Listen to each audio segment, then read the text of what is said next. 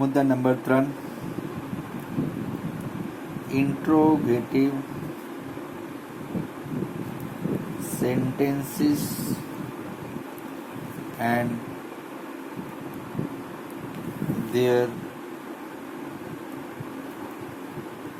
answer. પ્રશ્નાર્થ વાક્યો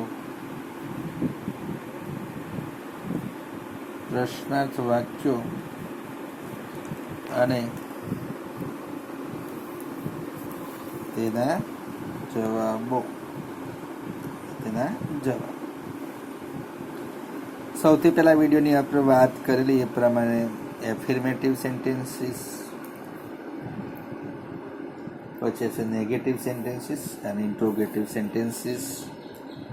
તો સિમ્પલ પાસ્ટ ટેન્સના તમે ઇન્ટ્રોગેટિવ સેન્ટેન્સીસ કરવા હોય તો બરાબર ધ્યાન રાખો. આપેલા એફર્મેટિવ સેન્ટેન્સીસની અંદર તમે વાક્યની શરૂઆતમાં દાખલા તરીકે કરતા જે કોઈ આપેલું છે એની આગળ ડીડ મૂકી દો. શું મૂકી દો? ડીડ.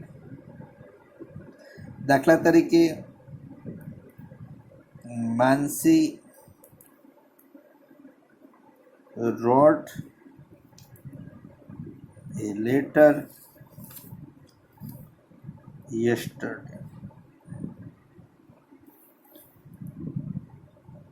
આ સાદું વિધાન વાક્ય કહી શકાય અથવા તો સાદું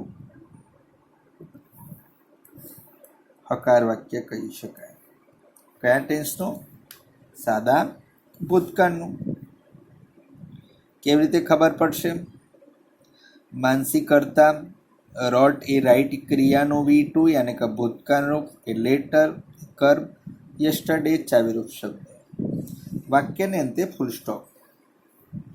આ જ વાક્યનું આપણે ઇન્ટ્રોગેટિવ કરવું છે યાની કે પ્રશ્નાર્થ બનાવવું છે. તો આ જ વાક્યની શરૂઆતમાં તમે ડીડ મૂકી દો. ચલો, ડીડ મૂકી દીધું. પછી કરતા માનસી આવી ગયું. આપેલી ક્રિયાનું યાની કે અહીંયા ભૂતકાળ રૂપ છે રોટ, એનું ટુ વગરનું રૂપ થાય right. Did Mansi right A letter yesterday. વાક્ય રચના પ્રશ્નાર્થ છે.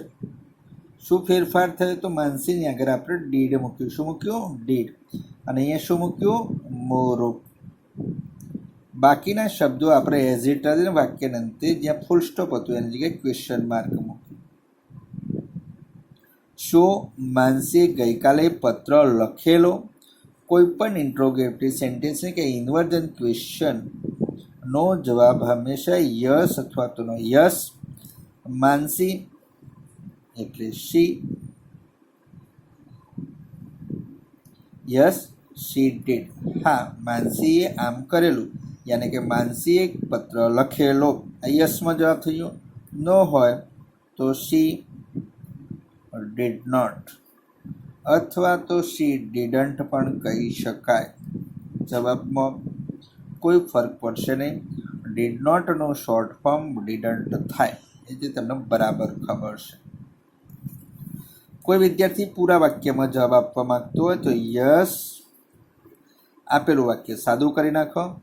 Yes Mansi wrote a letter yesterday.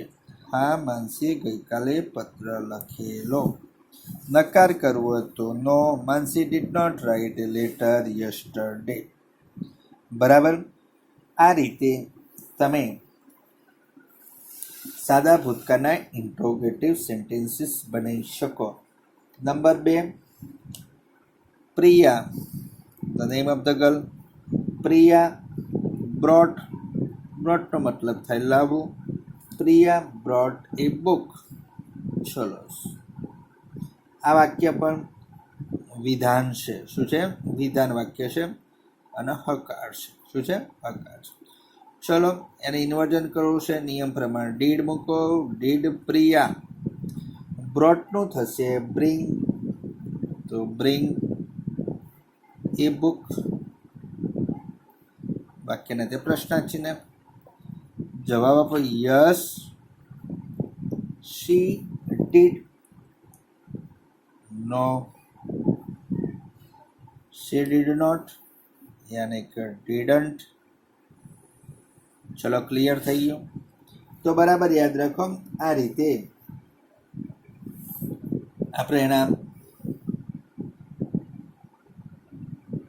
પ્રશ્ન વાક્યો બનાવી શકશું. યસ અને નોમાં આપણે ટૂંકમાં જવાબ આપીશું. તમને એમ થતું હોય કે સાહેબ માનસીની જગ્યાએ તમે શી લખ્યું, તો એનો જવાબ આપવા માટે આપણે એના સર્વનામમાં રૂપાંતર કરી શકાય છે. પ્રિયાની જગ્યાએ શી વાપરી શકાય, પ્રિયાની જગ્યાએ પ્રિયંક હોય તો હી લખી શકાય, બહુવચન હોય તો તે પણ લખી શકાય. જવાબમાં કોઈ પણ પ્રકારનો ફેરફાર થતો હોતો નથી. તો આ રીતે સિમ્પલ પાસ્ટ ટેન્સના ઇન્ટ્રોગેટિવ સેન્ટેન્સીસ અને તેના જવાબો તમે આપી શકો. હવે ચોથું આપણું પગથિયું, બરાબર, WH question.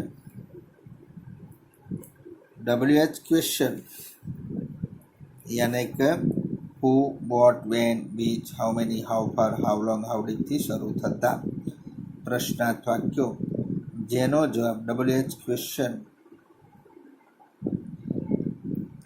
And their answer. જે વિદ્યાર્થીઓને જેને ઇન્વર્જન ક્વેશ્ચન યાની કે ઇન્ટ્રોગેટિવ સેન્ટેન્સીસ સહાયક ક્રિયાપદ આગળ મૂકી બનાવતા WH ક્વેશ્ચન બનાવતા વાર લાગતી હોતી નથી. આપણે માનસી વાળું જ વાક્ય લખીશું એક્ઝામ્પલ તરીકે. એ જ વાક્ય લેશો તો બહુ સરસ રહેશે.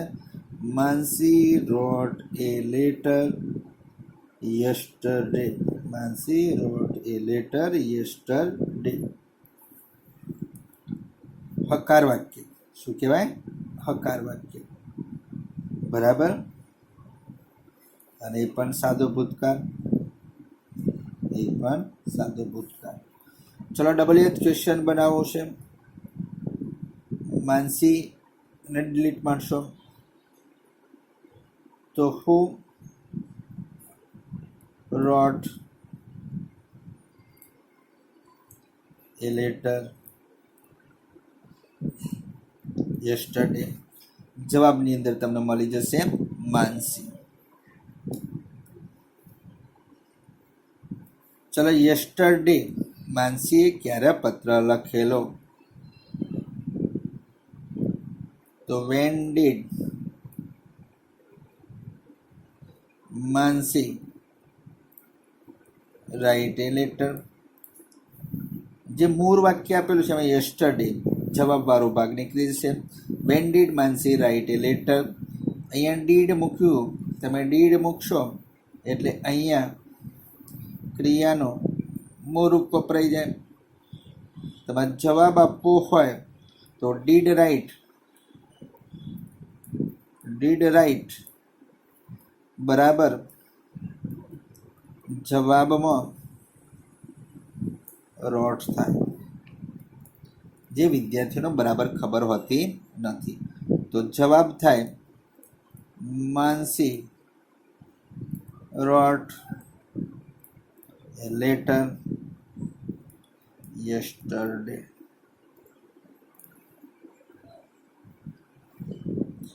આ રીતે હુ, વોટ, વેન, વિચ જેવા શબ્દોનો ઉપયોગ કરી તમે સિમ્પલ પાસ્ટ ટેન્સના WH ક્વેશ્ચન બનાવી શકો છો. જરૂર જણાય ત્યાં શબ્દનો ઉમેરો પણ કરવો પડે અને ડિલીટ પણ મારવું પડે. તો સિમ્પલ પાસ્ટ ટેન્સના 4 તબક્કા. સૌથી પહેલાં affirmative sentences, negative sentences, interrogative sentences and there answers, WH question. આ રીતે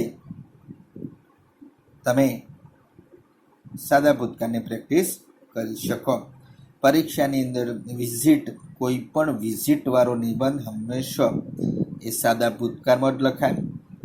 ક્યાંક ક્યાંક જરૂર જણાય ત્યાં સિમ્પલ પાસ્ટ ટેન્સના પેસિવ સેન્ટેન્સીસનો પણ ઉપયોગ કરી પરીક્ષામાં તમે સરસ દેખાવ કરી શકો છો. એકદમ ઇઝી વસ્તુ છે. થોડાક વધારાના અન્ય એક્સ્ટ્રા સેન્ટેન્સીસ તમે જોઈ લો એટલે તમને ખબર પડી જશે કે કેવી રીતે સાદા ભૂતકાળના જુદા જુદા ઉપયોગ થાય છે વધારાના. Number 1, I saw him yesterday. I saw him yesterday. મેં એને ગઈકાલે જોયેલો. ચલો so. Number 2, he ate the biscuits and drank the coffee. He ate the biscuits and drank the coffee. Number 3, I visited Abu last year. I visited Abu last year. Number 4, he was a teacher.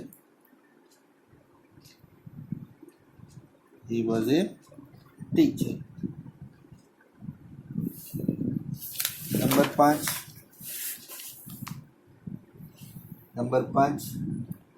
I did not see him yesterday.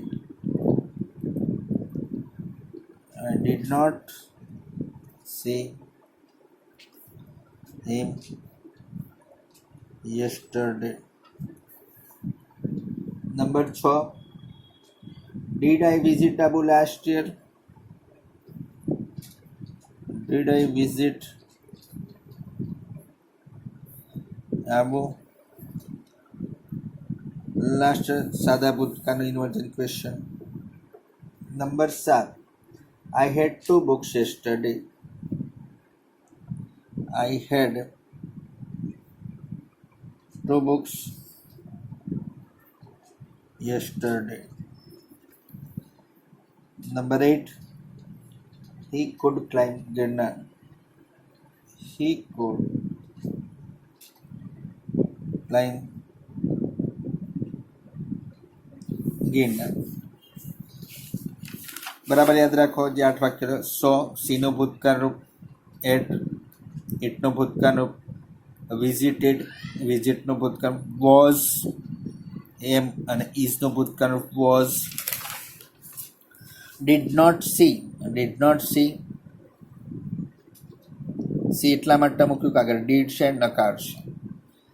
Did visit કારણ કે પ્રશ્નાર્થ છે, ઇન્વર્જન question છે. તમને બ્રેકેટમાં have આપ્યું હોય તો અહીંયા હેડ થઈ જાય કારણ કે યસ્ટરડે આપ્યું છે.